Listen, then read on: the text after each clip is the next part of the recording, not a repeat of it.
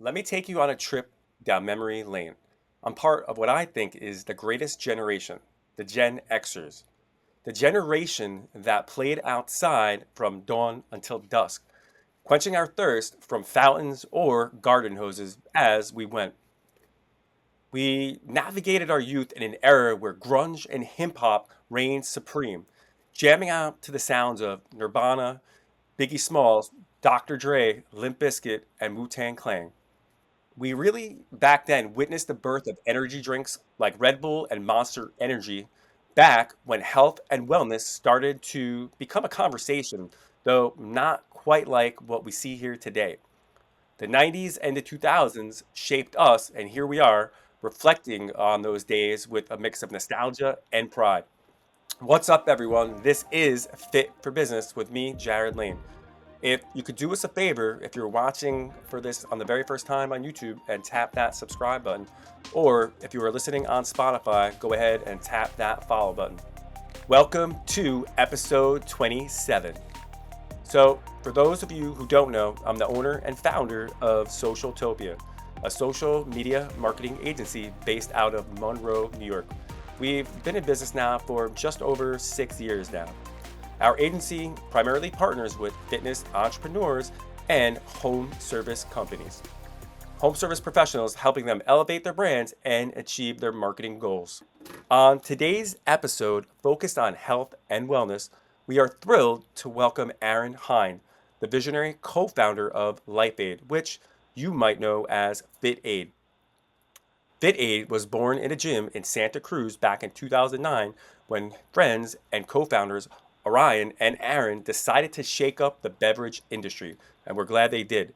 Tired of the high sugar and artificially sweetened sports and energy drinks that were dominating the market, then they believed there had to be a better alternative. Fueled by their passion for healthier living, they set out to create the world's cleanest fitness drinks. With a commitment to sourcing premium vitamin blends and working closely with beverage scientists, trainers, and athletes, they really pioneered a groundbreaking line of clean, functional products that have taken the traditional beverage landscape by storm. Aaron, welcome to the pod, man. Really appreciate you being here.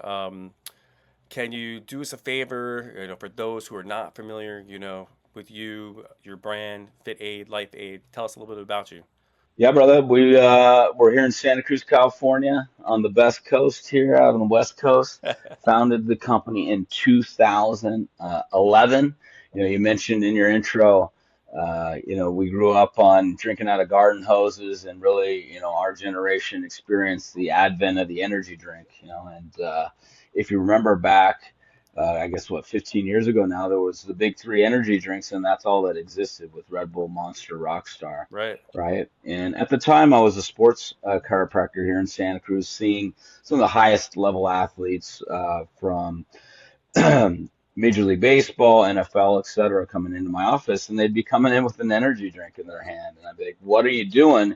You're a Ferrari and you're putting 87 gasoline in a Ferrari." And they said, "Well, Doc, I already drink a lot of water. What would you have me do?" And so, of course, I'd had to get a pen and paper out and give them some like little home concoctions to start making up because there just weren't healthful options. They were drinking energy drinks for effect, but they weren't drinking them for Mm, health reasons. And so, right. part of the concept of LifeAid and FitAid was marrying the cool, sexy, hip positioning of the lifestyle branding of the energy drinks Mm. with actual clean and healthful ingredients. Right. Yeah. I mean, I can agree with what you're saying, right? Like, have these top tier level athletes that are just essentially putting, sugar in their body as opposed to like electrolytes and hydrating and just, try to, help their muscles. So I respect Totally. that. Yeah. So amazing. So now you guys have been at it, what now this is year 13. Is it actually year 13 and you're going on year 13? 13, year 13, yeah. Wow, it's crazy. That's an amazing, congratulations on, all the success so far that you guys have seen, you and your partner, Orion. We wish you much continued success. Um, so, talking about being an entrepreneur, running businesses, I wanted to hit you with some questions, man.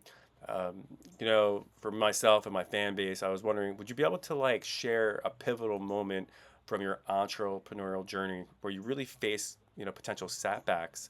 And if you face those setbacks, how did you and your partner or you individually like overcome them? Yeah, I'm a big fan of Tony Robbins and have been for many, many years. And one of my favorite quotes that he has is, life is not happening to you, it's happening for you. Meaning, we're not just some victim floating through space. The universe is actually conspiring on our behalf, and we just need to be open to that and have a true belief in that. And so, I've been an entrepreneur my whole life, but I would say the biggest challenge, the biggest kind of dark moment in my journey was back in 2009. It really started with decisions I was making in 2007. If you recall 2007, I mean, we're probably around the same age. I had friends from high school that were making 14 bucks an hour at the time that were paper millionaires. And why were they paper millionaires? Because, you could go out and get a loan for a real estate on stated income, meaning you didn't have to have proof of income. And they were accumulating these real estate assets that just kept going up and up and up and up and up, right? And I felt like, wow, I'm really missing the boat on this one. I don't have, these real estate assets. I'm getting left behind. So in 2007, I go all in on real estate. Well, we all know what happened right or at around 2007 and slightly after. So by 2009, I had months where I was bringing in, $50,000 in revenue, but had 70,000 a month going out the door. And that math doesn't work very well, as you know. And so in 2009, I filed for bankruptcy. And, here I was in my mid 30s. I was supposed to be, in the prime of my life and, well educated and had a great business going. And here I was completely broke, lost everything, and looked in the mirror and thought long and hard about the decisions that got me to that point, and really took Tony's wisdom to heart and realized that I just needed to make different decisions. And I don't say better decisions because obviously I needed to make better decisions, but at the time I thought I was making good decisions, right? And in retrospect, they weren't good decisions, so I needed to make different decisions. And I kind of dusted myself off and just started making different decisions in a lot of different aspects of my life. And fast forward 10 years after that, I was in a completely different situation. Wow. Now, as far as Tony Robbins goes, now were you someone that like read and consumed his content, his books, his audibles, and or like did you see Tony Robbins live and that's kind of like what set him off, or like you said, I know you've been a fan for quite some time. Like how which avenue did it work for you like that you were able to kind of like, all right, hey, this is what make Tony Robbins stand out like a sore thumb for me and like my mental capacity. Yeah, I've seen him live a couple times. I've consumed a lot of his content. Now his stream, all of his streaming stuff and that type of thing. He's just an impressive human being. I mean, he walks the walk. He's a massive human being. So, like, if you ever stood next to him, it's crazy. I mean, I mean, he's just a his huge. hands just look His hands are, yeah, no, they're twice as big as mine. But yeah, I mean, he's just always resonated with me, and I really appreciate, his perspective and where he comes from and his ability to influence and change people's lives in really a short amount of time. yeah, I mean that's yeah. I mean he has impacted many lives if you read it. His stats. That's for sure. So now, kind of piggybacking off that question, Aaron, why Fit Aid? What inspired you to get into this business model? I know you kind of spoke about it, a little bit before when you were introducing yourself, but like where, you know, let's talk about that. Let's hear it from the heart, the gut wrenching. Like this is why you and Ryan went all in on LifeAid. Yeah, we were always entrepreneurial, and when we met in 2009 in a CrossFit gym, we started hanging out. We both, love house music and doing Burning Man stuff together. And we're always spitballing ideas and that type of thing. And the concept of more customized function forward nutritional drinks just hadn't been done by anybody before. If you recall at the time, you had the energy drinks were booming, but they were basically just 20, 30 flavor variations on the same base formula. And so nobody was like taking customized nutrition from a functional perspective and saying, hey, let's come out with a very specific drink for post-workout recovery, or a very specific drink, nootropic drink for brain health and focus, or a specific drink for when you're out, partying or on the playa for a week straight. And so really that the drinks were born out of our own personal, use occasions and lifestyles, meaning, CrossFit, business with Focus Aid, kind of the festival scene with Party Aid, and those were our first three. So now I know this is not really a question, but I know we were talking and you are an avid DJ. You said it's like a passion project of yours. Besides, I know the house, would you say is your favorite house DJ of all time? I'm curious to hear this because I think we are of a similar age. So I know you do it personally, so I'm curious to hear like where do your roots go to? Oh man, there's so many. I mean, I'm a little influenced by like maybe probably like DJ Dan and kind of going back to, I mean, locally here in NorCal, there's OGs like Rick Preston that have been around a long time, the Desert Hearts crew. I mean, there's so many, but now I'm friends with so many great DJs. I mean, like my favorite are some of my friends to listen to. A guy named Lodeka, DJ Scottina. So, I mean, we're blessed around here to have just an abundance of talented people and incredible music. That's awesome. So I would say for me, it's probably a big name that might resonate with you. This is years back when I was like in the scene in my like mid 20s, going to the Jersey Shore, going to New York City, going to all like the renowned clubs. Eric Murillo, I was a really big fan of Eric Murillo. Um, Yeah, right on. which oddly enough, it's weird how the world works. A close friend of my wife and mine, Eric Murillo's mother, worked for them in their catering hall for like 30 years, and the conversation randomly had come up and talking about like house music and stuff like that. And I was like, yeah, I was in love, and I still am entranced by his music. And they're like, Eric Murillo? Like, oh yeah, I know his mom. I know Eric Murillo very well. And I was just like, starstruck. Um, that's cool. So now, how would you say like the roller coaster of entrepreneurship really influence your approach to maintaining like this healthier lifestyle through fitness practices, right? Because I know that's you guys are hardcore into CrossFit. I know yourself included. Well, I mean, look, the bottom line is you got to practice what you preach. I mean, you go, if say you go in for a checkup and your doctor's 100 pounds overweight and you see him in between patients smoking on cigarettes, like, how valid is the health advice you get from that individual, Right. right? So, I mean, we're in the fitness, we make fitness drinks. Our tagline, supplement your lifestyle. So if we're not living the lifestyle that we claim to, support, then we're not in alignment. So for me, everything starts with alignment, and it starts with personal alignment, and then alignment with your significant other, your business partner, your team, etc. And without alignment, you cannot. You can't progress in life or your entrepreneurial journey. So, it's always been a part of what I do. When I was a chiropractor, of course, you have to be in shape there, and it's a very physical and demanding job. And at FitAid, it's a no-brainer that we built our gym even before we built out our office. Yeah. Oh, yeah. I can imagine it must be like a sick gym. What is your favorite CrossFit bench workout? If you had a benchmark, do you have a favorite? They all suck. They all completely suck. Yeah, if I could do just like something with like kettlebell swings Mm, and pull-ups and maybe rope climbs, like those are the type of things that are in my wheelhouse. okay. Let me stay away from handstand walks, which I'm horrible at, or I hate thrusters. Any thruster workout, Burpees. terrible.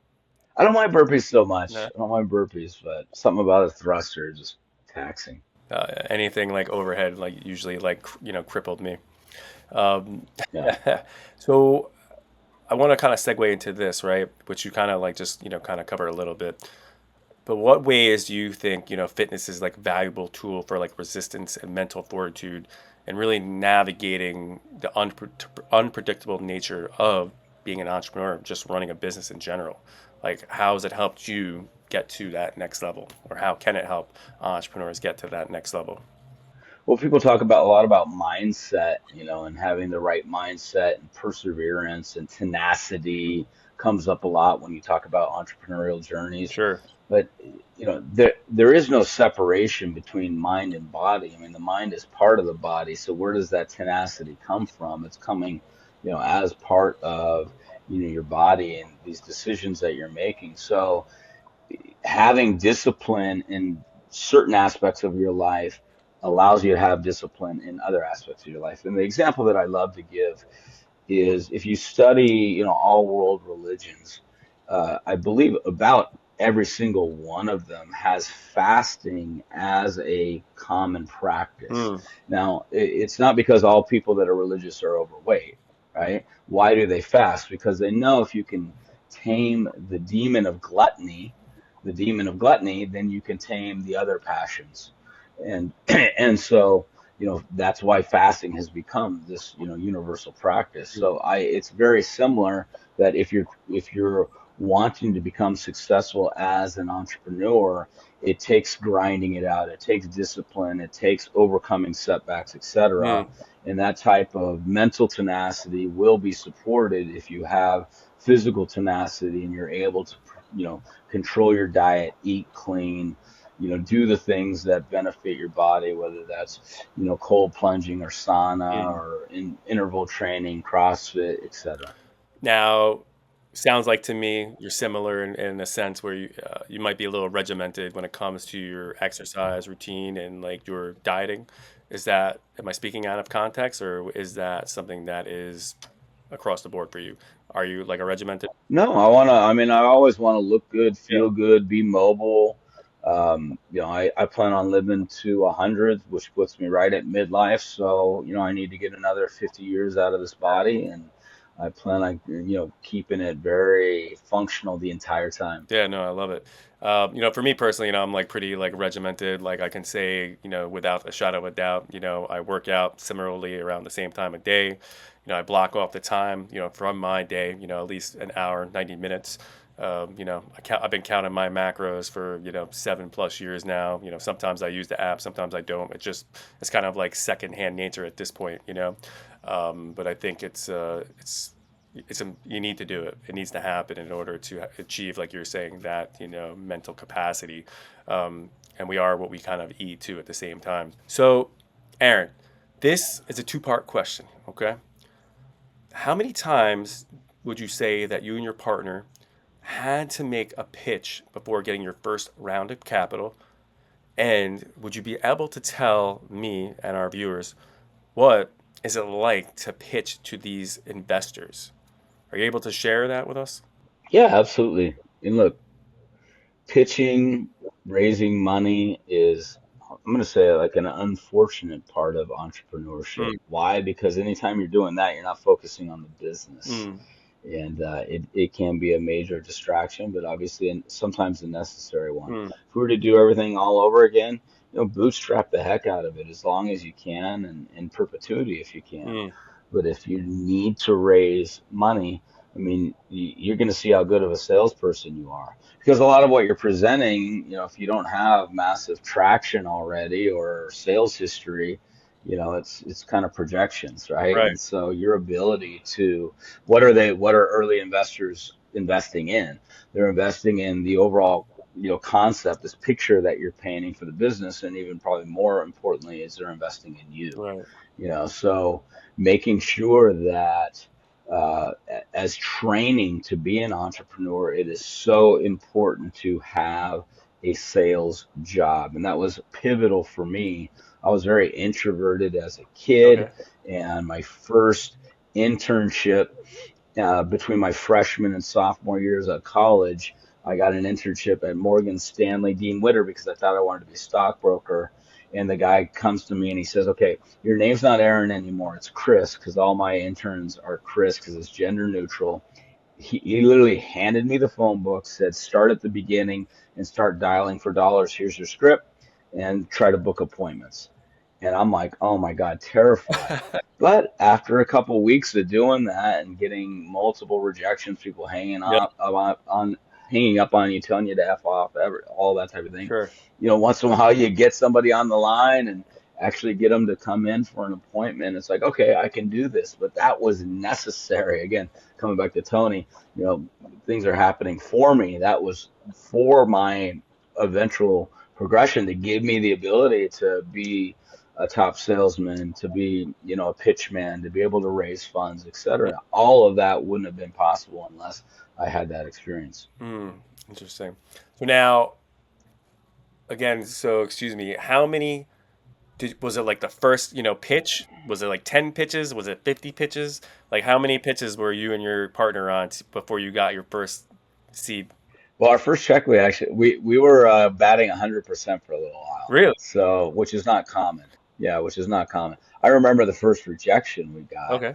and that was surprising because we had been on such a roll. And this is raising from friends and family members too, So part of it is, why, coming back to they're investing in you, and the biggest thing that we have to our advantage in life and as entrepreneurs is our reputation.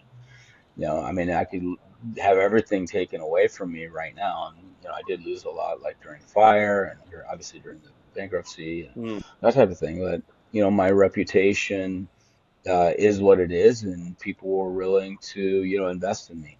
And so, being very mindful of your reputation. There's certain things, material things come and go. I've learned with firsthand experience, they all eventually burn. sure. Uh, well, what doesn't, what isn't transient, the permanence of, your thoughts, your words, your actions, what you're putting out into the universe, how you treat people. Like you can't unsay something, you can't undo something, you can't um, um, even you can apologize, that kind of thing, but you can't take back what's already been put out. And so being very, conscious of your reputation and what you're putting out in the world will, pay dividends in the future. Yeah, I mean, I agree with you, right? People are essentially going to buy from you, right? So it sounds like, when you were pitching, you had built this self-confidence from, being that stockbroker at Morgan Stanley. And, I still make cold calls to this day. And cold calling today has gotten even intensified with all the spam calls and things that people are getting. But, you know, building relationships like solidifies anything at the end of the day. I think I firmly believe in that. And it sounds like, just through your tenacity, you were able to kind of like say, hey, we have this, I have this vision, my partner and I, we have this product. If you believe in us, we will come through. And it seems like, it's paid off in dividends for you and your guys so far. Um, so here's a question. I don't know if it's going to be what I think it is, but I know you've mentioned it a couple times, but I'm going to be interested to see which route you go here. When the topic of success comes to mind, who do you think of and why? I mean, the most immediate person that comes to mind, which I've seen speak, but I've never met personally, would be like a Richard Branson. Okay. And the reason I say that is, when you talk about success, most people immediately go to financial, monetary success. That's an easy metric. I mean, it is what it is. It's a measuring stick, right? But there's a lot of affluent, wealthy people that are lonely or miserable, or their kids don't speak with them, Mm, etc. Like to me, that's not success. So, I love my favorite marketer. I think one of the brightest marketers, direct response marketers out there is a guy named Dean Jackson, and Dean's a friend of mine, and he has a exercise that he says, you write down, I know I'm living, I know I'm being successful when mm, dot dot dot, and you fill in the blanks, right? And so for me, it's like I know I'm being successful when I can go on vacation and still have the ability to make money while I'm on vacation. Why is that important to me? Well, I was in a fee for service industry before where I wasn't getting paid unless I was working on people, mm, right? So I know I'm being successful when, I'm getting booked for DJ gigs and I get to hang out with my friends and play in front of crowds and have a great time. I know I'm being successful when, I get to sip wine and watch the sunset with my wife and up on off the grid on our property in the Santa Cruz Mountains, and mm. my kids are there, and we have these incredible moments together. So instead of like chasing this abstract, whatever success, usually some financial metric, which all of us know once we get there, you blow by past it, you may not even really acknowledge it, Mm. So let me really focusing on I know I'm successful when versus some goal line of success. So two things I wanted to touch on, and since we're on the topic of like you and your family, which I implore. I think that's great. I kind of have that mindset. I'm married, have children, so I really think of success starting at the top with them when it comes to mind, and everything else is kind of like circles around that. Um, when for you personally did you kind of have that like epiphany, what you just said to me? It's kind of like I'm at that level of success, and it was kind of just like, oh, okay, cool. Like did it hit different? Were you just like, It's been more recent. I mean, definitely within the last, 10 years or so. mm, It's very challenging. It was challenging for me to adopt that mindset when I was young and in my 20s because everything was about ambition, go, go, mm, go, rushing from one thing to the next, mm, graduating college as quickly as I could, getting my job as first job as quickly as I could. Like everything was about how fast it can happen. mm, And this is a trap that most young people fall into. They're focused on velocity, how quickly things are happening versus trajectory, the overall direction they're going, right? so, And here, an example of it is like you can come out of college and get offered a job for 100 grand a year working for XYZ yep, company, or say the alternative is you can work for free, but you're working directly under Elon Musk as Elon's right hand person. right, Which would you choose? Like knowing what I know, it's a no brainer. I'm working for free for as long as I need to get exposure to Elon because I know learning from someone like that and how they think and the connections they have, like that's focusing on trajectory, whereas people may go, well, the short term is all about the money. mm, Well, the money's insignificant. So focus on trajectory, not velocity. That's a big one for me. That's part of kind of my ATM mentality. mm, I talked about alignment being the A, trajectory is the T, and then M is momentum. When you have momentum in life or business, you need to recognize it, you need to nurture it, you need to continue to fuel it because when you lose momentum, it's very palpable. mm. That's hard. Where I was going with that is the story of Richard Branson and how he started his first flight. Do you know that story, right? With Richard Branson? I know. I do. Yeah. I do. So it's the story. I think the story goes like this, and you can help me fill it in on as well. So, I think he was at an airport, and he was trying to catch a flight to go. Do you remember where he was catching a flight? Was it going to Hawaii or I I forgot like where they were. yeah, I think it was like the Virgin Islands or Yeah, something. right. It was the Virgin Islands, and that I think that's where Virgin Airlines came. Right, the Atlantic Airlines came from, the name, and then I guess he like made some calls to like charter a plane, right? And then from there he got a sign. He was just trying to round up people and saying, hey, I can get you, on this flight today. If you come with me, and this is the price. So just to be able to like be quick and nimble and think like that, it's an interesting story. When you hear like Richard Branson, I follow him, significantly, and I love his story. I want to kind of like go to like marketing, right? Because FitAid, you look at FitAid's, marketing campaign. You guys have done a lot. Just over the past decade, I've been like following you guys and consuming your content and seeing your guys' approach. Um, I want to ask you this. Can you discuss a time when marketing played like a crucial role in overcoming like a business challenge or even amplifying like a success story over at FitAid? Yeah, I mean, marketing is everything. Look, you can have the cure for cancer, but if nobody knows about it, what good does it do the Mm, world, right? And so the ability to get your message, out there and get people to convert, to become paying customers, if you've got a great product or service, then it's not only in your best interest, it's in their best interest that they change their habits and come over. I mean, we know that we get people off these garbage energy drinks that are full of artificial crap or these so-called sports drinks and onto our products, off of soda onto our products, it's going to change their health mm, trajectory.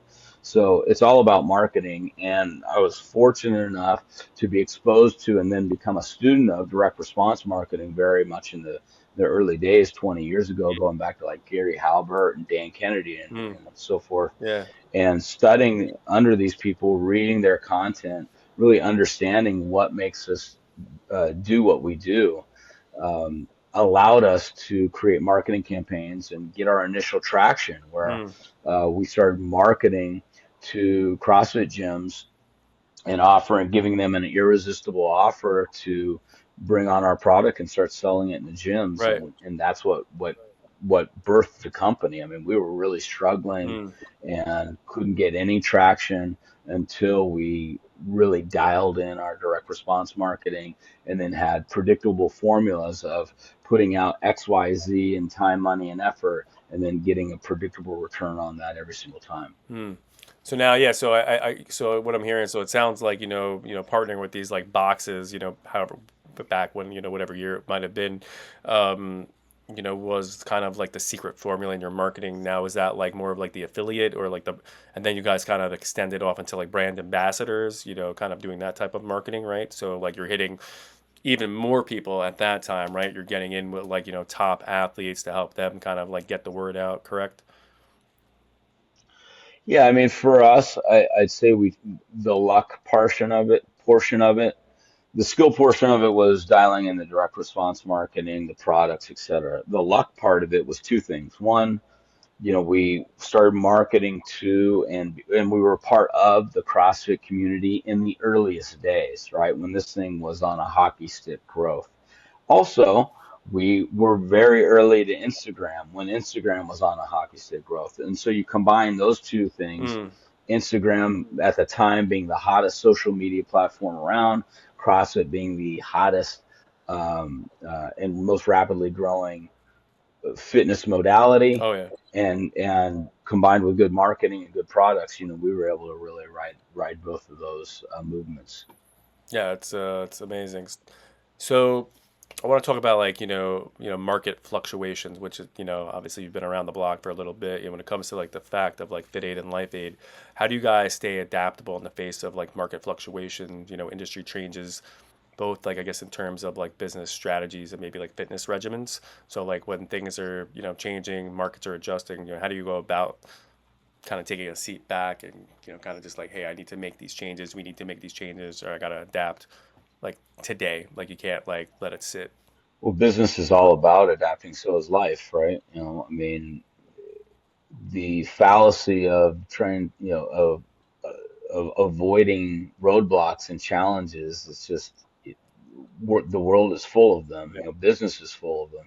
Not only ones that we can see and predict and that we know are coming, but the ones that are complete black swans. Like if you look at the most um, impactful events of our life, 9/11, COVID, et cetera, like those are black swan events. No one knew that those were coming, Mm, right?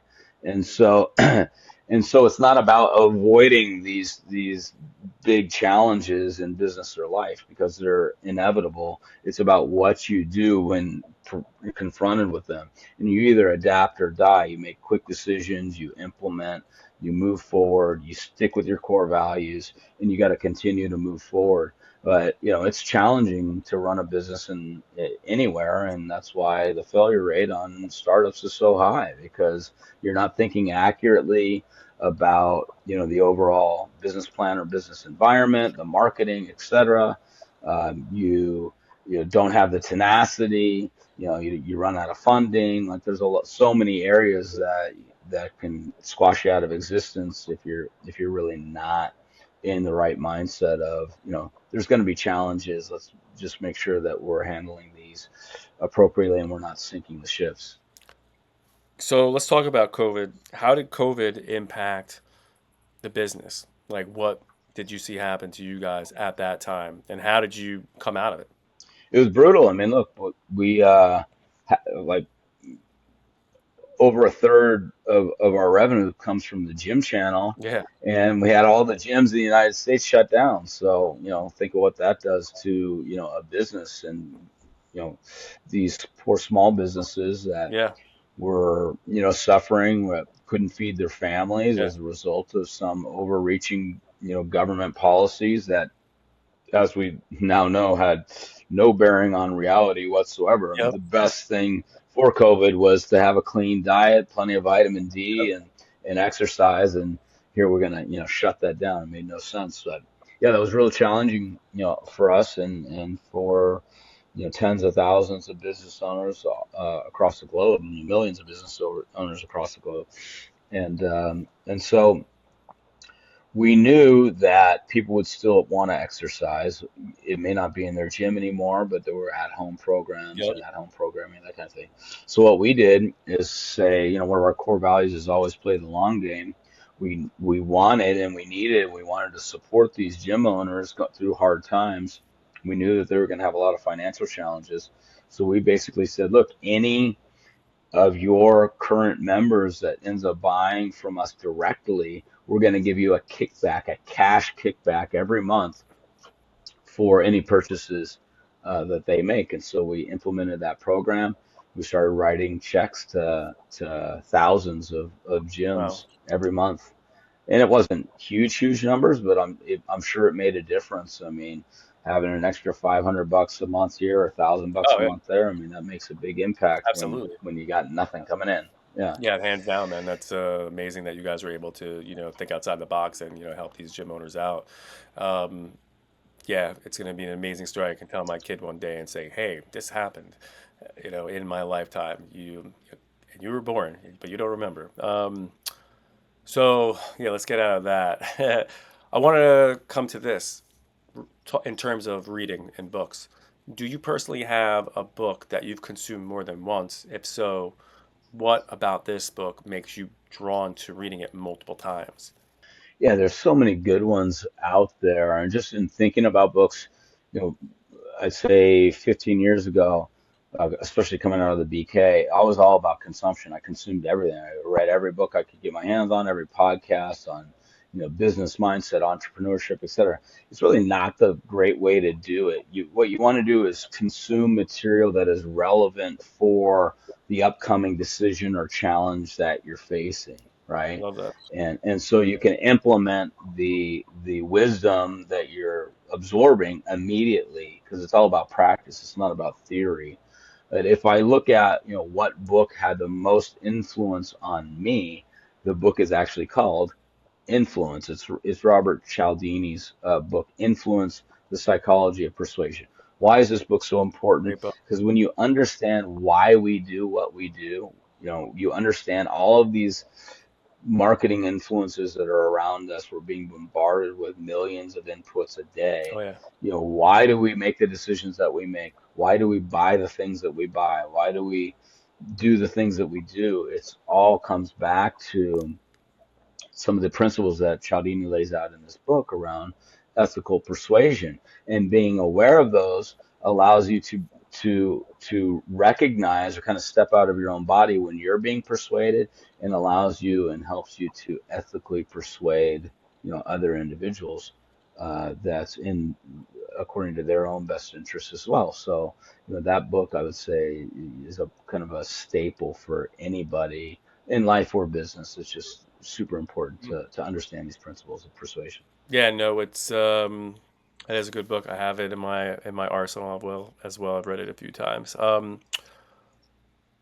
This kind of stems back to like one of my initial questions that I had to ask you at the beginning of the pod.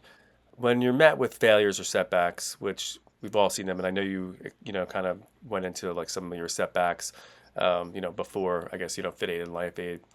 How did you, or how would you today, if something were to happen, maintain like a growth mindset and apply lessons that you've learned in business and fitness, for strategies to get yourself out of that setback? Like, what would you do today, or what have you done? I continue doing what I do every day. It's so easy to say that you believe in a set of principles or dogma Mm, when everything's going well, right? It's like the Mike Tyson quote, everybody's got a plan till they get punched in the face, right? That's true. It's easy to say, oh, well, do my breathing exercises and I do my cold plunge and I fill out my 5-minute journal and I meditate and I go for my walk and, I do these things to kind of set up for success. But when you get punched in the face, are those principles actually sound? Are you going to continue to do these things Mm, and carry through? Are you able to snap out of the funk quickly because you have the arsenal and the tools in your tool bag, or are you going to sit down and cry and have a pity party for yourself and spiral? So for me, I've had those setbacks. The BK was a big one. mm, Obviously, losing loved ones. I lost my mom recently. That's a huge one for anyone, when they lose a parent that they're close with. My entire property and house burned to the ground in the CZU fires 4 years ago in mm. August. Losing all of your material possessions, everything you've worked for, and being severely underinsured. That was a big one. So it's like these things happen, but again, I wake up in the morning and go, okay, Yeah. do I believe this is happening for me or am I a victim? That's the fundamental question that we need to ask ourselves every morning. Is this happening for me or am I a victim? Mm. And the victim mindset's a slippery, slippery slope because then you externalize the solution. It becomes outside of yourself, and you're never gonna get back on track. Yeah, I mean, that is true words, the most realest words you're ever going to hear out of this podcast so far. So thanks for sharing. And I want to say, sorry to hear about your mom's, man. That's a significant loss, um, uh, to say the least. I see the relationship with my son and, my wife, his mom, and I can relate to that, unfortunately, man. I lost my mom when I was 19 years old. So it's Mm. definitely, chokes me up, and I'm sure it chokes you up too. And how old were you when she passed away, man? It was last year. It's been about a year ago, Yeah, so so I was deep into my 40s. yeah, yeah. So that wound is still fresh, man. It's definitely challenging, when it's yeah. So and where I was gonna go with that is that you can have that victim mentality. So I had that victim mentality. I was 19. My mom passed away. It was just me and my mom living in our house at that time. My sister is older than me, so she wasn't living in the house. And I actually discovered my mom, there. And, Mm. just getting real in the pod, it's just, it happens. I'm not going to get, into detail and go down the rabbit hole, but yeah, I suffered for a long time. I played that victim mentality in my 20s. Instead of like having that mentality of, taking something that's very tragic, very terrible, and kind of like having that mindset like, all right, I can't have this victim mentality. I can't just sit here and like just continue to party and drink and just, that's how I was living my life for so long. But, you know, I guess where I'm at today, had I not gone through that in my life, I might not be sitting here talking to you today and I not be running my business. I might not have been married to my wife that I met today and have these two children that I have. Um, is it terrible? Does it suck that I had to go through that to get to this point? Yeah, absolutely. But I kind of like piggybacking off what you said, having that, that victim mentality it's just draining, and you can see it too because like maybe there's other people that maybe that you're related to that happened to as well, and maybe they're just not coping with it well. I have a sibling, and she hasn't been able to cope well still with this to this day. 20 somewhat 8 years later, that is being part of that victim, and it can drown you. Some people don't bounce back if they don't have that fortitude. It's a new form of slavery, in my opinion. Yeah. You know, fortunately, we're not, chaining people up anymore. But if you're really tuned in to, the socials or, traditional news, quote unquote news, what is it all about? It's all about pushing this victim mentality. Mm, It's not your fault, it's the left's fault. It's not your fault, it's the right's fault. yeah. It's the Republicans, it's Democrats, it's this, it's that. And so because they know when you get into a victim mindset, then you're susceptible to control. And I think a lot of this comes back down to, follow the money, who's profiting from this, who's controlling who, and that type of thing. And so being aware of it, snapping out of it, choosing differently. Everything in life is a choice. The pain, my buddy Jesse Elder says, pain in life is inevitable. Mm, Pain is inevitable, but suffering, the story that we tell ourselves, suffering is the choice. yep. Suffering is the choice. And it's not that you have a massive loss like losing your mom, especially when you're young. You just jump up the next day and go, oh well, and move on. Of course not. No one's saying Oh that. yeah. But the story that you tell yourself Oh, around what happened dictates, the trajectory of your life moving forward. absolutely. Yeah, it's I lived that life, man. So I agree with you. Yeah, and we can go down the rabbit hole about that victim mentality, but I'm not gonna spend another hour going into that, man, about like what you just said. But you're right on the money. But with that other stuff, yeah, I want to ask you this question. I'm curious to hear what your answer is going to be, man. What is one core belief you have that is constant, no matter what? No matter what. Constant no matter what. Hmm. Well, I have multiple principles that have remained constant Okay. in my life, but the one that I really love to always come back to is, what if if you really want to know somebody, you know, if you could be like a little fly on the wall and see what they do in private. And what I mean by that, it's easy to say certain things or live a certain way when other people are watching you. But what you do when no one else is around, I always come back to, what if everything I did showed up on the front page of the New York Times or showed up on the front page of Google, right? Would I be okay with that? And if the answer is no, then I should not and will not engage in that activity, right? And so that is a core principle that is kind of a through line in my life. Like, and basically, what does that mean? Mm, Am I living my life in alignment? Am I living my life in alignment or not? And coming back to that and making sure that you're in alignment. Because when you're not in alignment, what is it? How does it manifest itself? It manifests itself through stress in your life, right? If you're out cheating on your mm. wife, and there's stress that exists there. There's stress around Oh everything. yeah. So it's like being in full alignment with yourself first and foremost is the through line of my life. And really, always, if I find myself being out of alignment a little bit, really making the adjustment to get back in alignment. That is the powerful principle, and that's probably one of the best responses I've heard yet so far, man. I applaud you on that principle, man. That's I might have to steal that one. So looking ahead for the future for you, I would assume it sounds like you're somebody I don't know, but you might live like kind of like in the present, but you must look forward to see like what's going to happen with the business, personal growth. What aspirations do you have in terms of like business growth and like innovation, potentially for LifeAid, FitAid, or just you personally?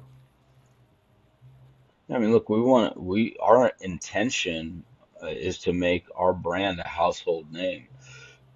There's so much crap out there, even in this new wave of healthy energy drinks, and I'll put that in quotation marks. Why? Yeah. Because they're still using toxic artificial sweeteners like sucralose, aspartame, and Ace K.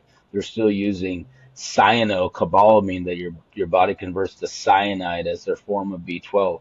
Still using synthetic caffeine that comes from the gigafactories overseas with all kinds of industrial chemicals, right? Mm, And these are the healthy energy drinks.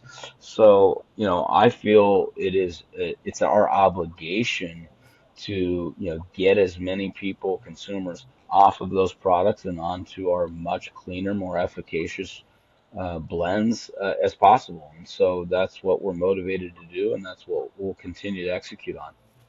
I love it. So I have a quote that I fell in love with a while ago. It's a simple quote. You probably heard it. How you do anything is how you do everything. It kind of sounds like similar to like your principle that you stated before. I would imagine you may agree with that quote. I love that quote. I've quoted it many, many times to, my family and my team. Quote I just read to you happens to be like one of my favorite quotes. It's printed up. It's in my office. Kind of like my vision board, if you would. It's there. Is there a quote that you live, eat, and breathe by? I know you said maybe one before, but is there potentially like another one, or was that quote you said earlier kind of like the quote for you? Well, how you do anything is how you do everything is a founding principle of like how you live your life. How do you show up in your life? Like for me, I take that such to heart that I want to make sure my house is tight, that my car is clean. Like, just always looking at things and going, how can I up level this situation? Mm. Am I showing up 100% or am I not? Other quotes I love is, be an energy charger, not an energy drainer. Making sure that, you're adding, like people are walking away filled up when they have interactions with you versus being drained. I'm a big fan of your quote, and I have been for a while, and I have that one printed up as well. Okay, cool, man. I love that. Well, Aaron, I gotta say we got through my questions, man. I kind of like between me and you, I kind of skipped a couple because I think you went into them. But I've really enjoyed having you here on our pod, man. We really appreciate you stopping by and being a guest host here on the Fit for Business podcast. It's been a pleasure having you, man. Thanks, Jared. Appreciate you having me on. Yeah, man.